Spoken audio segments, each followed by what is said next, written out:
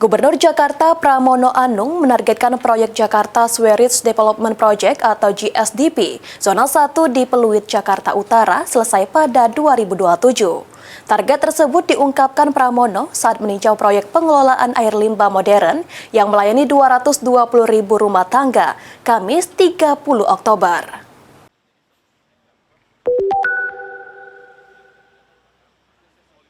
Gubernur Jakarta Pramono Anung menargetkan proyek pembangunan Jakarta Sewerage Development Project GSDP Zona 1 rampung pada 2027. Hal ini diungkapkan Pramono saat meninjau proyek pembangunan sistem pengelolaan air limbah domestik terpusat yang melayani 220.000 rumah tangga atau kurang lebih 1 juta penduduk tersebut di Pluit, Jakarta Utara, Kamis 30 Oktober.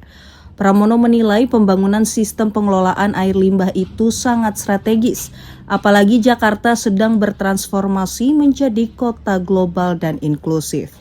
Ia juga menyebut GSDP dapat mengurangi pencemaran air tanah dan dapat membantu melindungi kesehatan masyarakat. Jakarta Sewerage Development Project Zona 1.